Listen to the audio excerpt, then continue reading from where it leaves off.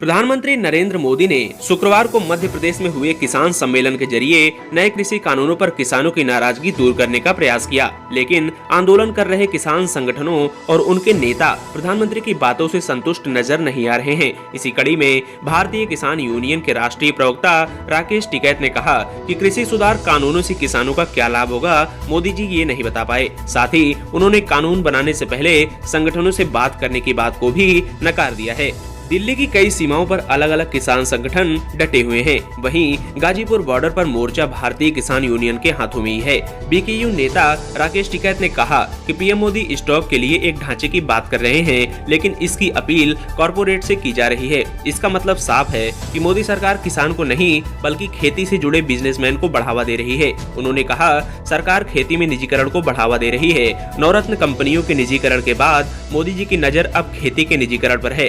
टिकैत ने कहा कि कानून लाने से पहले किसानों के साथ चर्चा की बात गलत है। इस मामले पर किसान संगठनों से कोई चर्चा नहीं की गई है। उन्होंने कहा कि इन कानूनों में मंडी से बाहर फसल बेचने पर न्यूनतम समर्थन मूल्य यानी एमएसपी मिलेगा, इस बात का कोई आश्वासन नहीं दिया गया है। वहीं स्वामीनाथन कमेटी की रिपोर्ट को लेकर राकेश टिकैत ने कहा कि स्वामीनाथन कमेटी की रिपोर्ट को लागू करने का दावा सरासर झूठ है। उन्होंने कहा कि स्वामीनाथन रिपोर्ट की सिफारिशों में फसल की लागत C2+50% जोड़कर देने को कहा गया है। बीजेपी ने चालाकी दिखाकर फार्मूला बदलकर A2+FL कर दिया, जिससे किसानों में हक मारा जा रहा है। हमें 500 रुपए महीने की भीख नहीं, समर्थन मूल्य का हक चाहिए। बीकेयू प्रवक्ता ने कहा कि आज भी दलहन की खरीद न्यूनतम समर्थन मूल्य पर नहीं होती है। बुंदेलखंड की मंडी इसका उदाहरण है और इस कारण बुंदेलखंड में दलहन का किसान आत्महत्या कर रहा है। उन्होंने आगे कहा, मोदी जी से आज भी देश का किसान निराश हुआ है। वहीं गन्ना किसानों का बकाया चुकाने के मामले पर